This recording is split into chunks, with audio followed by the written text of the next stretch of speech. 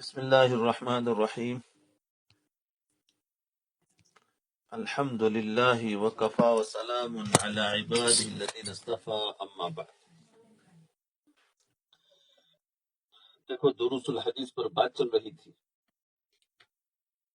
دین کی حفاظت کرنے والے چار طبقے تھے، اس میں سے ایک خلفائے راشدین، صحابہ کرام، تیسرے نمبر پر فقہا۔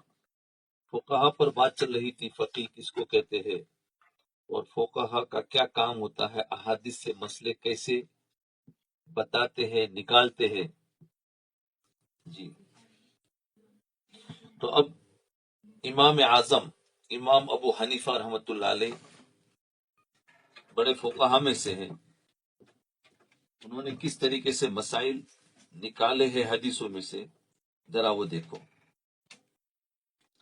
اور یہ کام جس آدمی نے سب سے پہلے کیا ہے نا، سب سے پہلے جس آدمی نے کیا ہے، اس کا نام نعمان بن ثابت امام اعظم ابو حنیفہ رحمۃ اللہ علیہ۔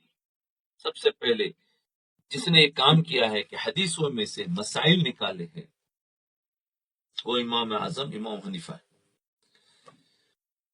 شرح ہدایہ میں ہے کہ امام مالک رحمۃ اللہ علیہ سے پوچھا گیا، کم قال ابو حنیفہ فی الاسلام، کہ امام ابو حنیفہ رحمۃ اللہ علیہ نے کتنے مسئلے لکھوائے ہیں؟ تو امام مالک رحمۃ اللہ علیہ نے جواب دیا، 60,000، 60,000 مسئلے۔ امام حنیفہ رحمۃ اللہ علیہ نے 40 فقہا کی کمیٹی بنائی تھی۔ ایک کمیٹی بنائی تھی، کیونکہ کام کرنے کے لیے جب کوئی جماعت بنائی جاتی ہے تو پھر اس سے کام تھوڑا اچھا ہوتا ہے۔ ایک آدمی پرائیویٹ کام کرے تو اس میں نفس داخل ہو جاتا ہے، لیکن جب اس کی کمیٹی ہو تو پھر اس میں سے بات واضح ہو جاتی ہے۔ تو امام ابو حنیفہ رحمۃ اللہ علیہ نے 40 فقہا کی ایک کمیٹی بنائی تھی، 40، 10-15 بھی نہیں۔ ایک مسئلہ پیش آتا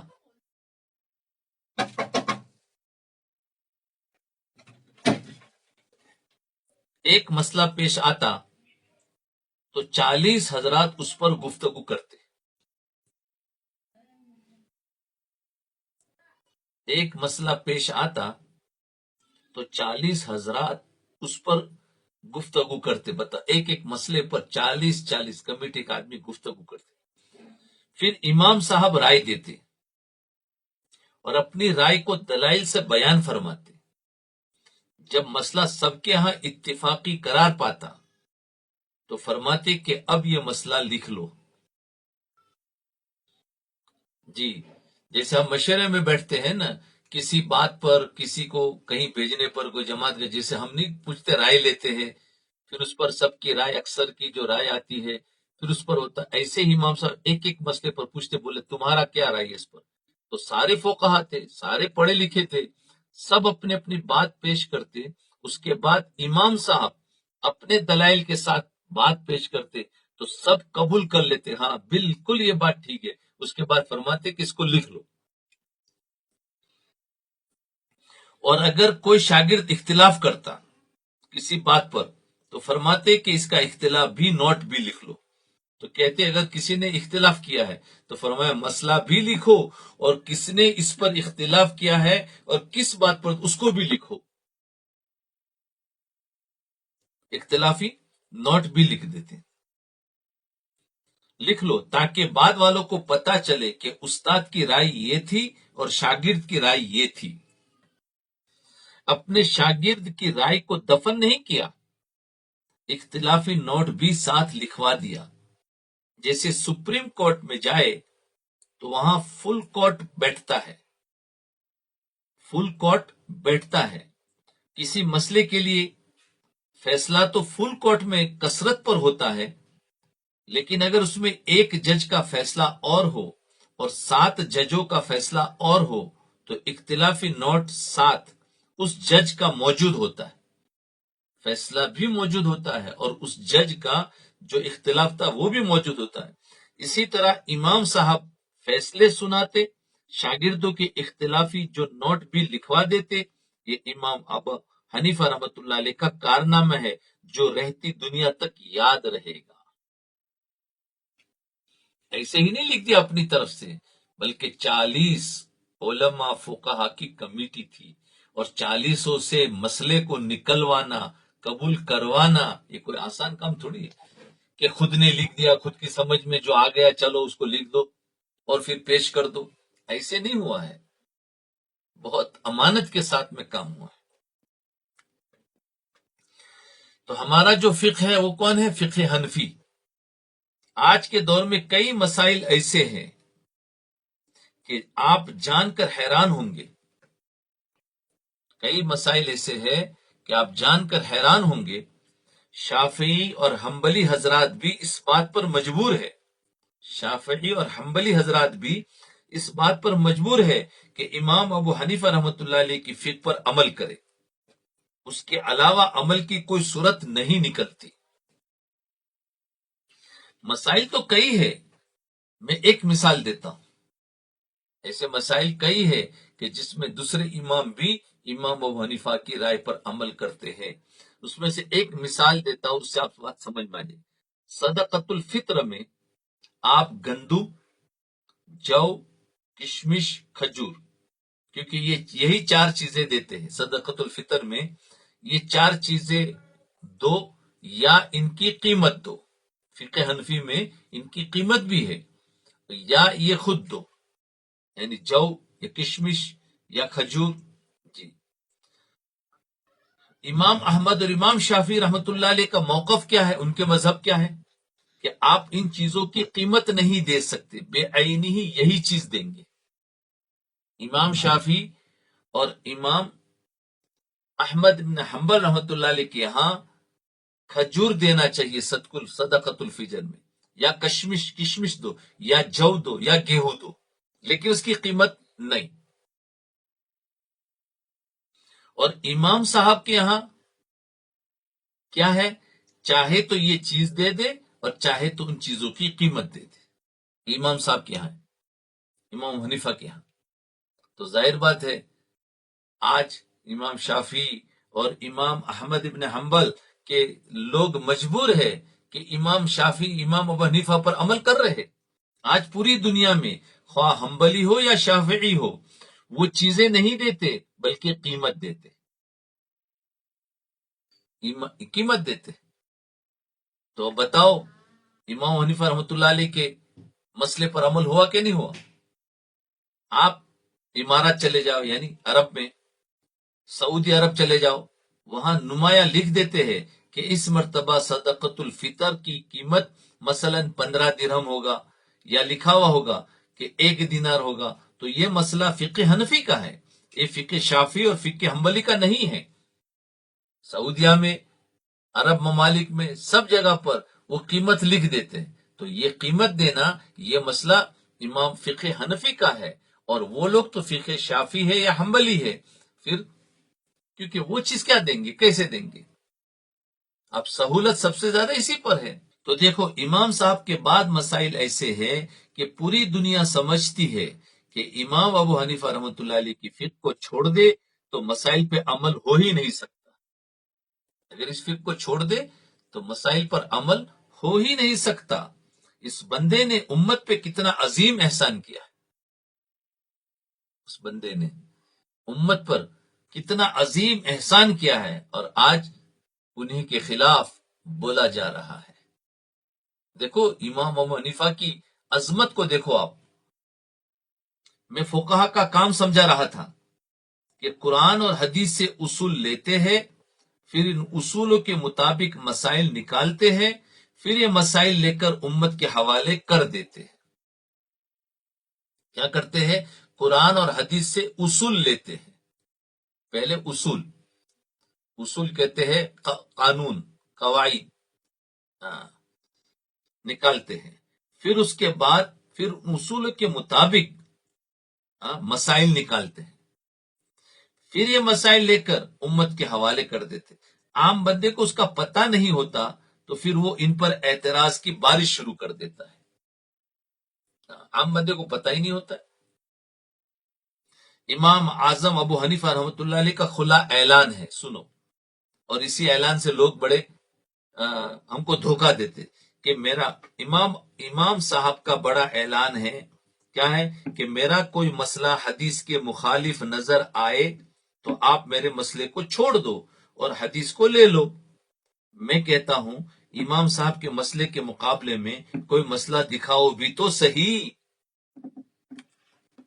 یہ تو امام صاحب نے لکھ دیا، اب لوگوں نے ان کی بات لے لی، کہتے ہیں کہ دیکھو حدیث کے خلاف اگر میرا مسئلہ ہو تو مسئلے کو چھوڑ دینا، حدیث کو لے لینا۔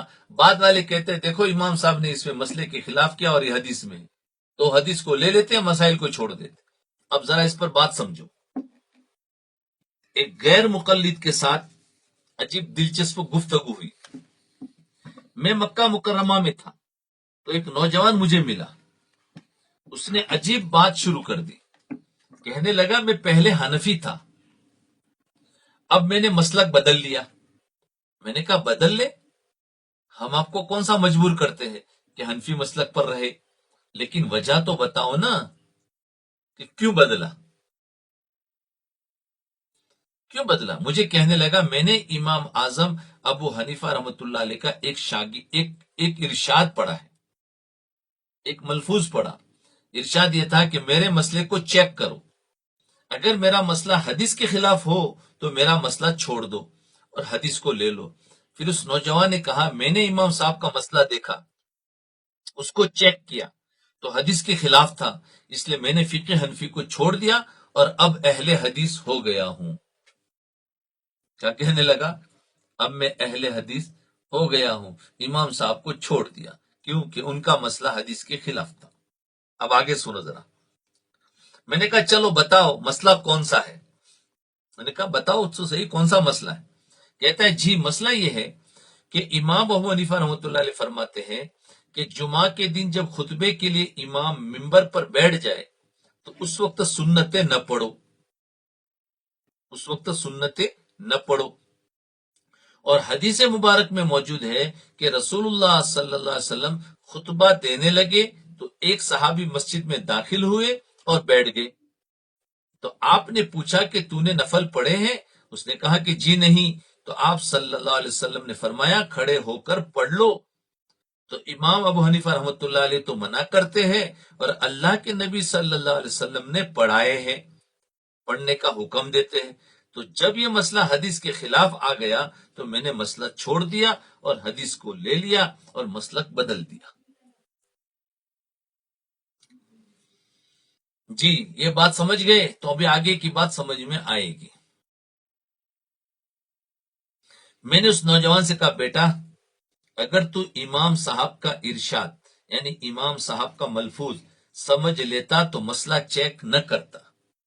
تو نے مسئلہ چیک کیا نا، امام صاحب کا مسئلہ، امام صاحب کا وہ بات تو سمجھا ہی نہیں، اور اگر مسئلہ سمجھ لیتا تو کبھی اہل حدیث نہ ہوتا۔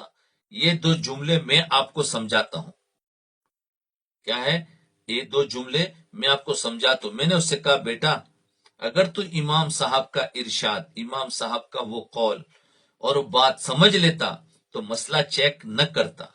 اس کا مطلب یہ ہے کہ امام صاحب کا یہ جو فرمان ہے کہ میرے مسئلے کو دیکھو، اگر حدیث کے خلاف ہے تو میرا مسئلہ چھوڑ دو، اگر یہ بات سمجھ لیتا تو امام صاحب کا مسئلہ چیک ہی نہ کرتا۔ آپ لوگ بھی کہیں گے عجیب بات ہے، اس میں کون سی پیچیدگی ہے جو سمجھ نہیں آ رہی ہے؟ امام صاحب نے خود لکھا ہے کہ بھائی چیک کرو، نہیں سمجھ میں آئے تو حدیث لے لو، مسئلہ چھوڑ دو، تو اس میں کون سے سمجھنے کی آپ کو یہ لگ رہا ہوگا نا؟ تو اس میں کون سی پیچیدگی ہے جو سمجھ نہیں آ رہی؟ اس پر میں آپ کو ایک مثال دیتا ہوں تاکہ آپ کو بات سمجھ آ جائے۔ ایک بات یاد رکھو، تحقیق کا حق کس کو ہے؟ بھائی چیک کرنے کا حق کس کو ہوتا ہے؟ ہر جگہ کا چیک کرنے کا حق الگ الگ ہوتا ہے۔ جی آپ دیکھو ہوائی جہاز میں جاؤ تو ہوائی جہاز کی ٹکٹ چیک کرنے کا الگ ہوتا ہے، ریل میں جاؤ تو اس کی ٹکٹ کا چیک الگ ہوتا ہے، سب جگہ کی چیک الگ ہوتا ہے۔ ڈاکٹر کے پاس جاؤ تو وہ چیکنگ الگ کرتا ہے، تو ہر جگہ کی چیک کرنے والے الگ۔ تو تحقیق کا حق کس کو حاصل ہے پہلے سمجھو۔ आप बताए, अगर एक आदमी के पेट में दर्द हो और वो डॉक्टर के पास जाए और कहे जी मेरे पेट में दर्द है, मुझे दवाई दे, तो डॉक्टर साहब उसको दवाई दे दे और एक गोली का 200 रुपया ले ले। मरीज कहता है डॉक्टर साहब, हाँ, एक गोली दिया, उसका 200 रुपया लिया। अब मरीज कहता है किससे? डॉक्टर से। कहता है डॉक्टर साहब इतनी महंगी गोली। डॉक्टर साहब कहता है बेटा ये इंपोर्टेड गोली है, अमेरिका से आई है, केनिया की नहीं है, पाकिस्तान की नहीं है, तू खा के देख ले। उसने कहा डॉक्टर साहब दवाई बहुत महंगी है। डॉक्टर साहब ने कहा तुम ये दवाई किससे चेक करा लो, तुम ये दवाई किसी से चेक करा लो। तो डॉक्टर साहब ने कहा तुम ये दवाई जो महंगी तो है और बाहर से आई हुई है, तुम किसी से चेक करा लो, ये आम गोली नहीं है। अगर ये गोली ठीक न हो तो गटर में फेंक देना और आके मुझसे 400 रुपया ले लेना। मैं तो 200 में दे रहा हूं, और चेक करवाना, और चेक करने के बाद अगर ये गोली ठीक न हो तो उसको तो फेंक देना और मेरे से 400 रुपया ले लेना। जी, वो चला और जाकर एक आदमी को गोली चेक कराई। उस आदमी ने गोली सूंघी और कहा भाई ये गोली नहीं है, ये तो जहर है, ये नहीं खाना। अब उसने गोली गटर में फेंकी और वापस आ गया डॉक्टर के पास कि डॉक्टर साहब 400 रुपया दो। डॉक्टर साहब ने पूछा क्यों? उसने कहा आपने खुद ही कहा था कि गोली चेक कराओ, अगर ठीक हो तो खा लेना, अगर ठीक ना हो तो गटर में फेंक देना और मुझसे 400 रुपया ले लेना। मैंने गोली चेक कराई है, वो जहर थी इसलिए मैंने फेंक दी और अब मुझे 400 रुपया दे दो। डॉक्टर ने पूछा अरे भाई किससे चेक कराई? डॉक्टर ने पूछा किससे चेक कराई? उसने कहा फुला मोची से, जो जूते सीता है ना, जूते मोची, उससे चेक कराई। किसकी? डॉक्टर की गोली। जरा जरा देखो तो सही, फुला मोची से। डॉक्टर ने कहा अरे बेवकूफ, तुम मेरी बात को समझा ही नहीं। अरे बेवकूफ, तुम मेरी बात को समझा ही नहीं, तू मेरा जुमला ही नहीं समझा। मैंने जो कहा था कि मेरी दवा चेक करा लेना, उसका मतलब ये नहीं था कि फुला मोची से चेक कराना, मतलब ये था कि MBBS डॉक्टर से चेक कराना, बड़े डॉक्टर से चेक कराना। तू मेरा जुमला समझा ही नहीं। मेरी दवाई को चेक कराता, लेकिन MBBS डॉक्टर से, किसी स्पेशलिस्ट से अगर वो कहता कि जहर है उसको फेंक दो, तब मुझसे 1000 रुपया भी ले लेता तो मैं दे देता। तूने चेक कराया मोची से, उसको क्या पता कि गोलियां क्या होती है। उत्ते जुतिया सेंदाए, तो उसको लो गोलियां चेक कराना, तो वो तो जूते सीता है, उसको गोलियां चेक कराता है, कैसे उसको समझ में आएगी गोली? तो मैंने उस लड़के से कहा बेटा तू इमाम साहब की बात समझा ही नहीं। अब समझ में आया? इस बात को समझाने के लिए वो किस्सा बयान किया कि बात समझा ही नहीं। इमाम साहब ने तो कहा चेक करना, और मसला हदीस के खिलाफ हो तो छोड़ देना, हदीस ले लेना। लेकिन चेक तो ऐसा ही हुआ जैसे उसने कहा एक गोली चेक कराना, मेरी बात के खिलाफ हो तो छोड़ देना, पैसे मेरे से ज्यादा ले लेना। लेकिन चेक किससे कराना चाहिए? जो इसके स्पेशलिस्ट है। वो चेक मोची से कराएगा और फेंक दे तो फिर वो तो बेवकूफी है। तो ऐसे ही इमाम साहब ने कहा कि तू मेरी बात समझा ही नहीं। इमाम अबू हनीफा रहमतुल्लाह अलैह ने ये जो फरमाया कि मेरा मसला चेक करा लो, चेक कराने का मतलब यह है कि इमाम मालिक से चेक कराओ, इमाम शाफी से चेक कराओ, इमाम अहमद से चेक कराओ, इमाम बुखारी से चेक कराओ। ये आज का गुंडेरिया बेचने वाला चेक न करे। गुंडेरिया यानी आज का आलतू फालतू आदमी उसको चेक न करे। आज तो सर पे टोपी नहीं है, और फिर इमाम साहब के मसले को चेक करता है, फिर कहता है कि ये तो हदीस के खिलाफ है और इसको छोड़ दो और हदीस ले लो। कौन सा? जिसको अभी इस्तिंजा करने का तरीका भी सही नहीं आता है। हाँ, और फिर वो इमाम साहब के मसले को बैठकर चेक करता है। ये कपड़े की दुकान वाला चेक करता है, अरे वो चेक करेगा तो कैसे चलेगा? चेक न करे। ये जूते की दुकान वाला चेक न करे। हाँ, یہ سونے کی دکان والا چیک نہ کرے، ارے امام صاحب کے مسئلے کو امام چیک کرے. اور آج تو امام صاحب کے مسئلے کو ہر انسان چیک کرتا ہے. اس کو قرآن پڑھنا بھی نہیں آتا ہے اور وہ بھی مسئلے کو چیک کرتا ہے. ارے اس کو تو چیک کرنے کا حق تو کس کو ہے؟ امام چیک کر. اب بات آپ کی سمجھ میں آئی. میں نے اس سے کہا تو امام صاحب کی بات سمجھ لیتا تو چیک ہی نہ کرتا، تجھے ہمت ہی نہ ہوتی چیک کرنے کی. تو ایک تو بات یہ ہے کہ امام صاحب کی بات سمجھ لیتا تو مسئلہ چیک ہی نہ کرتا. اب دوسری بات سمجھو. پھر فرمایا مسئلہ سمجھ لیتا تو فقہ حنفی کو کبھی نہ چھوڑتا. مسئلہ سمجھ لیتا تو فقہ حنفی کو کبھی نہ چھوڑتا. دوسری بات میں نے اس سے کہی کہ اگر تو امام صاحب کا مسئلہ سمجھ لیتا تو فقہ حنفی کبھی نہ چھوڑتا. مجھے کہنے لگا جی وہ کیسے؟ میں نے کہا میں تجھ سے 2 مسئلے پوچھتا ہوں، پھر تجھے بات سمجھ آئے گی. کہنے لگا مجھ سے مسئلے پوچھیں گے؟ میں نے کہا جی ہاں میں تجھ سے پوچھتا ہوں، اگر تجھے آتے ہیں تو بتا دینا، میں نے تجھے تنگ تھوڑا ہی کرنا ہے، میں نے تو مسئلہ سمجھانا ہے. کہنے لگا جی پوچھے. کہنے لگا جی پوچھے. میں نے کہا حدیث مبارکہ میں ہے کہ ایک بار رسول اللہ صلی اللہ علیہ وسلم تشریف فرما تھے.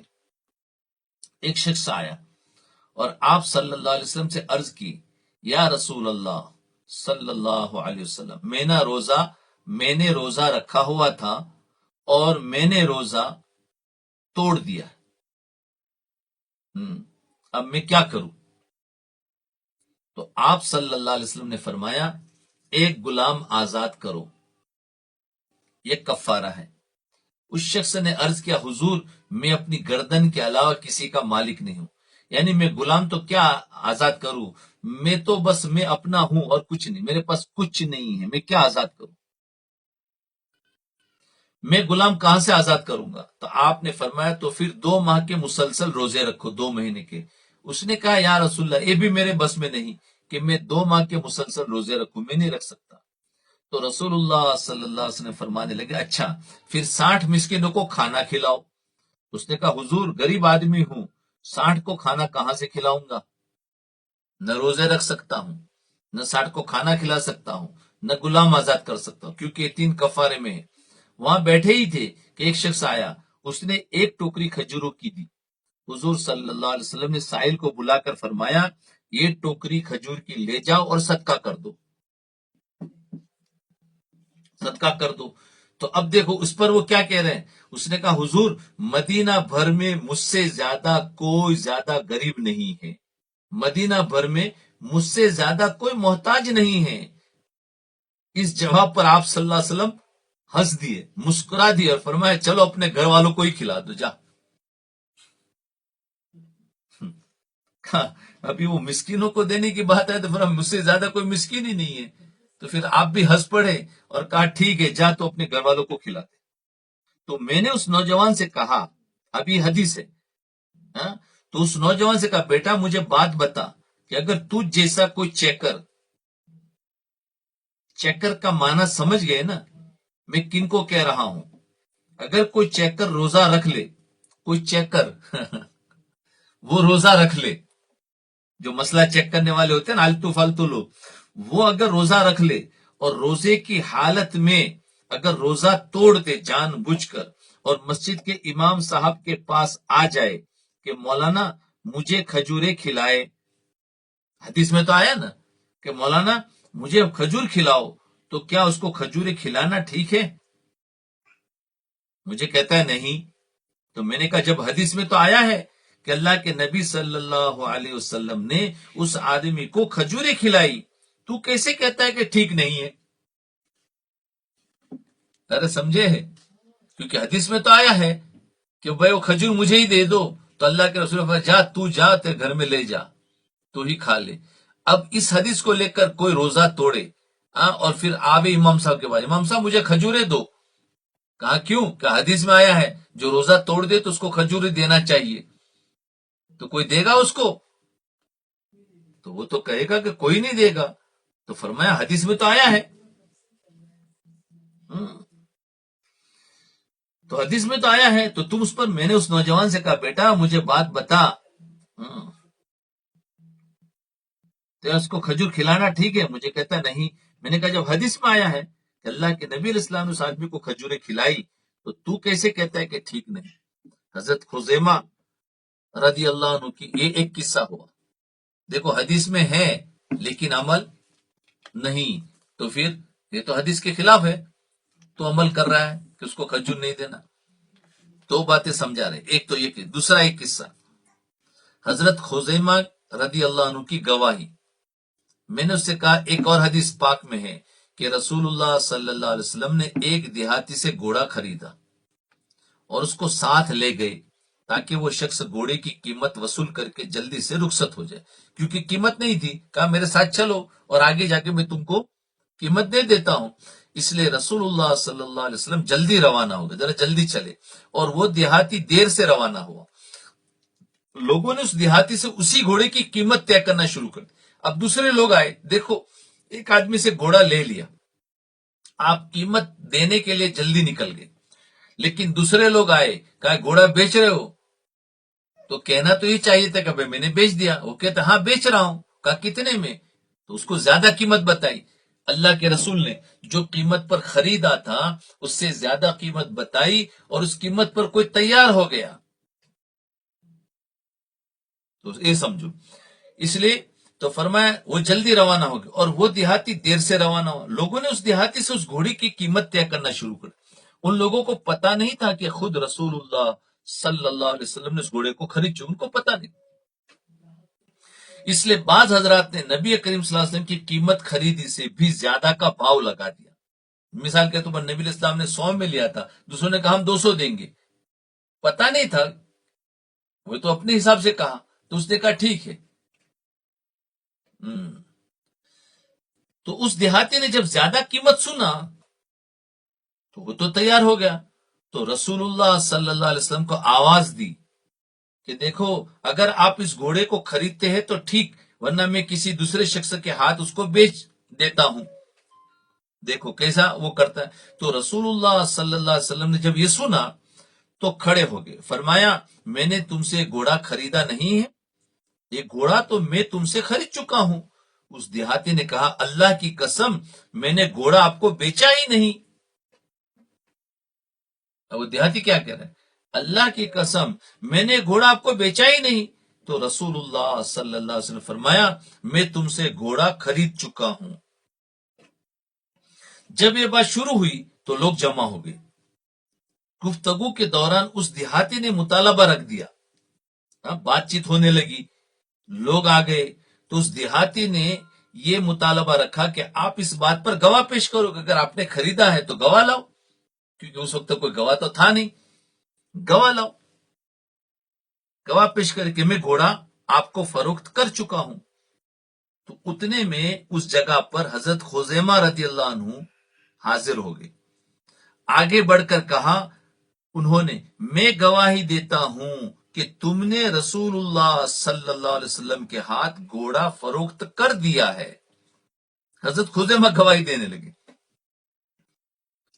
چونکہ سودا کرتے وقت حضرت خزیمہ وہاں موجود نہ تھے، اس لیے رسول اللہ صلی اللہ علیہ وسلم نے ان سے پوچھا کہ تم کس طرح گواہی دیتے ہو، تم تو تھے نہیں، تم تو موقع پر موجود نہیں تھے۔ تو حضرت خزیمہ رضی اللہ عنہ نے کہا دیکھو دیکھو اگر اعتماد ہو کسی کو تو ایسا ہونا چاہیے، بھروسہ جس کو کہتے ہیں نا۔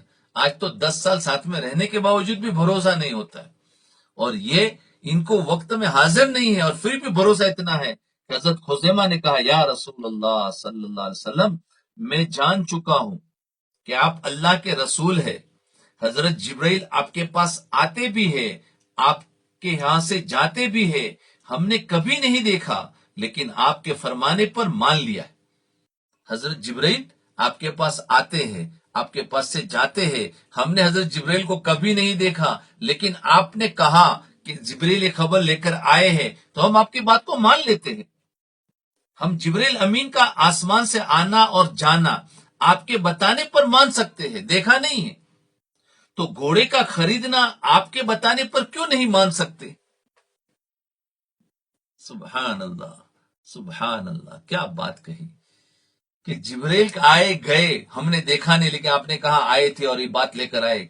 तो जब उस बात को हम मानते हैं तो आपने कह दिया कि घोड़ा मैंने खरीदा है, चाहे मैंने देखा नहीं, लेकिन हम मान लेते हैं कि आपने कहा सही है। अल्लाह, आपके बताने पर मान सकते, तो घोड़े का खरीदना आपके फरमाने पर क्यों नहीं मान सकते? उस पर हुजूर सल्लल्लाहु अलैहि वसल्लम इतना खुश हुए, इतना खुश हुए कि आपने फरमाया, मन शहीद लहू खुजैमतु फहुव हस्बु। किसी में केस में मुद्दई के हक में फैसला तब होता है, केस में मुद्दई दावा करने वाले के हक में फैसला कब होता है? तब होता है जब दो गवाह।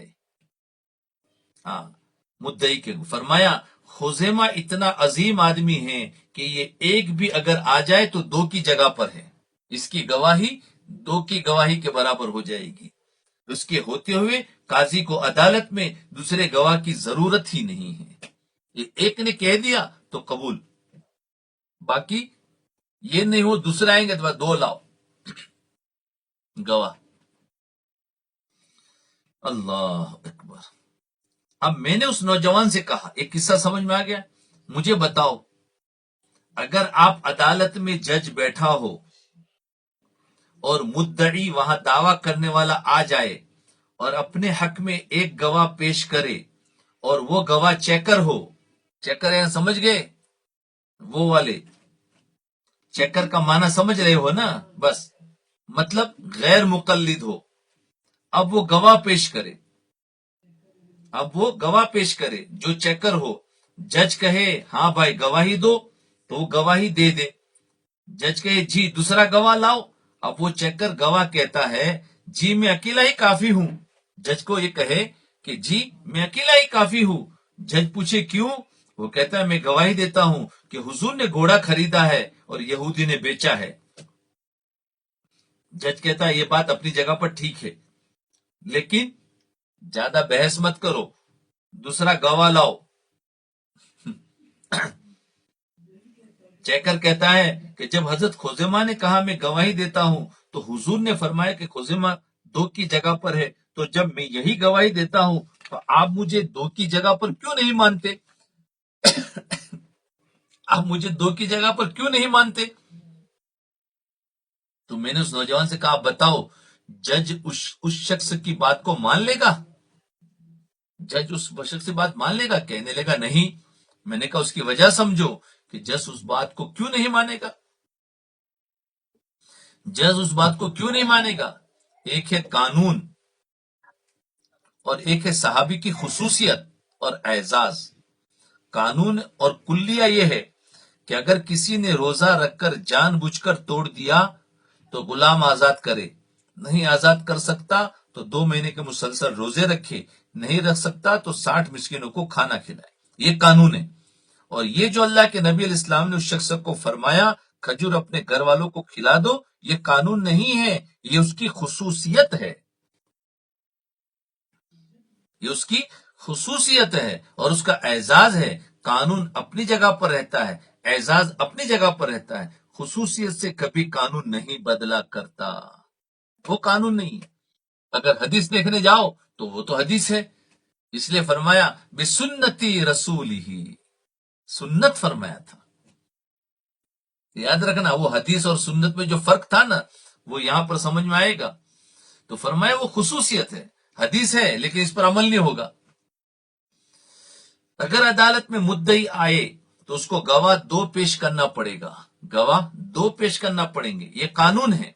हजरत खुजैमा रदिल्लाहु अन्हु अकेले दो की जगह पर है, ये कानून नहीं, ये हजरत खुजैमा की खुसूसियत है, उनका एजाज है। इस एजाज की वजह से कानून नहीं बदलता। मैं मिसाल अर्ज करता हूं कि आपकी मस्जिद में नमाज इशा 8:15 होती है ना? आपकी मस्जिद में नमाज इशा अगर 8:15 पर होती है, एक दिन नमाज 8:20 पर हो, तो लोग पूछेंगे जी आज 8:20 पर क्यों हुई? تو آپ کے امام صاحب فرماتے کہ بھائی آج وہ مولانا الیاس گمن صاحب ہمارے مہمان ہیں، یہ دور سے آئے ہیں، وضو کر رہے تھے، ان کے اعزاز میں ہم نے 5 منٹ تاخیر کی ہے۔ اب کل کوئی دکاندار آ جائے اور کہے مولانا صاحب ذرا 5 منٹ ٹھہرنا میں وضو کر لوں، کوئی دکان مولانا صاحب 5 منٹ ٹھہرنا میں وضو کر لوں، تو ٹھہرا جائے گا؟ نہیں۔ فرمایا قانون تو وہی ہے کہ 8:15 پر نماز ہوگی، لیکن اگر کوئی اللہ والا آ جائے تو اس کے اعزاز میں 5 منٹ بڑھا دو تو وہ اس کا اعزاز ہے، اس سے قانون نہیں بدلتا۔ جی امام صاحب فرمائیں گے اگر کوئی دکاندار آ جائے ان کا امام صاحب ٹھہر جانا، تو امام صاحب فرمائیں گے جی نماز وقت پر ہوگی، تاخیر نہیں ہو سکتی۔ تو وہ کہے گا جی کل تو آپ نے 5 منٹ تاخیر ہوئی تھی تو آج نہیں ہو سکتی۔ اب بتاؤ اس دکاندار کی بات ٹھیک ہے یا غلط؟ غلط، کیونکہ ایک ہے آپ کی مسجد کا قانون اور ایک ہے کسی مہمان کا اعزاز۔ اعزاز سے قانون پر فرق نہیں پڑتا، قانون قانون رہتا ہے، اعزاز اعزاز رہتا ہے۔ اب ہمارا امام کون ہے؟ امام ابو حنیفہ، وہ قانون بھی جانتا ہے اور اعزاز بھی جانتا ہے۔ روزہ ٹوٹ جائے تو کفارے کے مسئلے پر ایک قانون ہے اور ایک صحابی کا اعزاز ہے، گواہ کے مسئلے پر ایک قانون ہے اور ایک صحابی کا اعزاز ہے۔ اسی طرح جمعہ کے دن خطبے کے وقت ایک قانون ہے، وہ قانون اللہ کے نبی علیہ السلام نے بیان فرمایا۔ اب کون سی بات سمجھا رہے تھے؟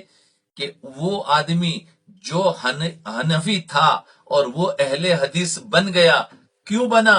ایک بات پر کہ امام صاحب نے فرمایا تھا کہ جو میری بات کو چیک کرنا، حدیث کے خلاف ملے تو چھوڑ دینا اور حدیث کو لے لینا، تو ان کی بات کو چیک کیا اور ایک حدیث ملی جو امام صاحب کی بات کے خلاف تھی، بولے میں نے اہل حدیث بن گیا۔ تو بولا کیا بات تھی؟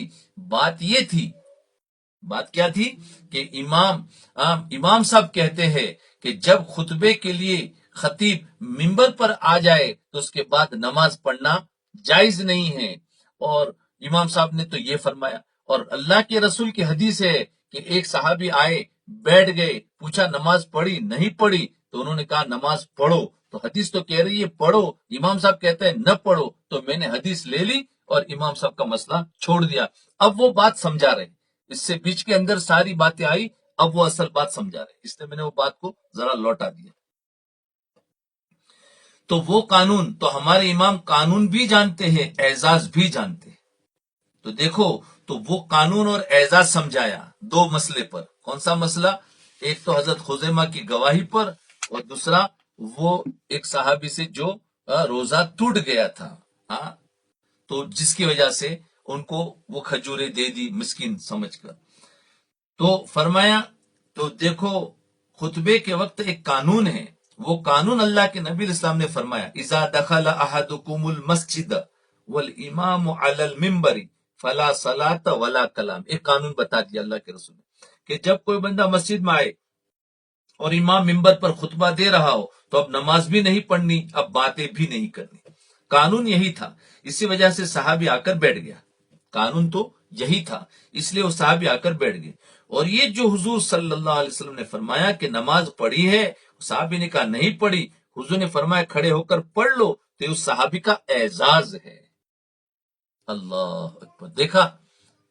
دیکھا وہ حدیث، دونوں حدیث ہے، وہ قانون والی بھی حدیث ہے، اعزاز والی بھی حدیث ہے۔ تو اعزاز والی حدیث کو وہ لوگ لے کر اس بات کو کہتے ہیں کہ اس کے خلاف ہے، تو اس لیے وہ اعزاز سمجھایا ہے کہ اگر تم اعزاز یہاں پر لیتے ہو کہ امام صاحب کے مسئلے کو چھوڑ دیا اور حدیث کے مسئلے کو لے لیا ہے، تو پھر یہ اعزاز کو پھر تم عدالت میں جا کر کہو میرے اکیلے کی گواہی قبول کرو، حدیث میں آیا ہے۔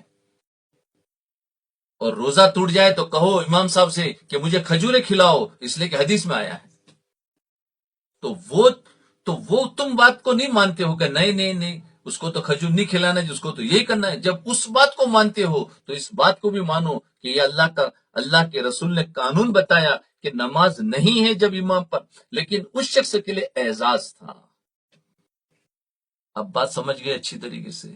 تو اعزاز سے قانون نہیں بدلتے۔ میں نے کہا میرا امام اعظم ابو حنیفہ رحمت اللہ علیہ قانون بھی جانتا ہے اور صحابہ کا اعزاز بھی جانتا ہے. تجھے یا تو قانون کا پتہ نہیں یا اعزاز کا پتہ نہیں. خدا گواہ ہے وہ لڑکا پھر حنفی ہو گیا. اس نے کہا مولانا صاحب مجھے بات سمجھ میں آ گئی، پھر حنفی ہو گیا.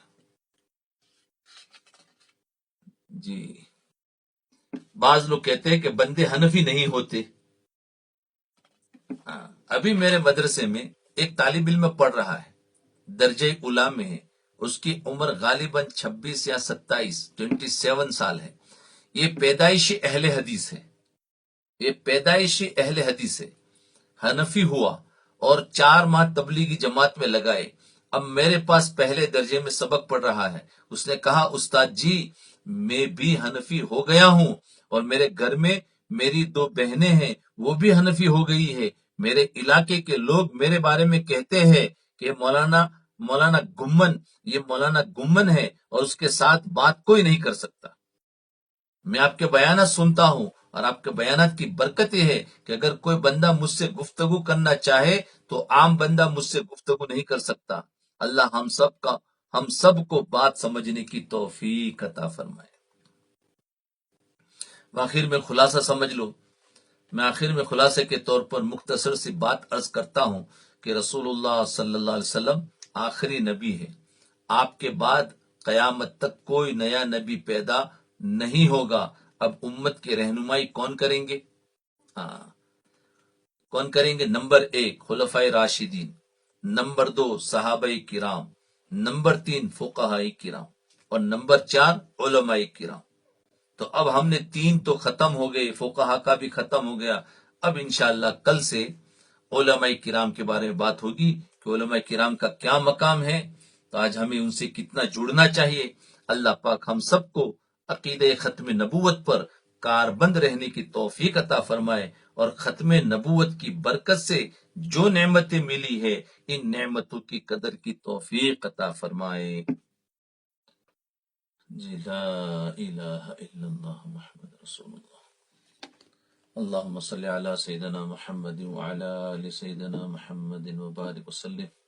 ربنا آتنا في الدنيا حسنة وفي الآخرة حسنة وقنا عذاب النار.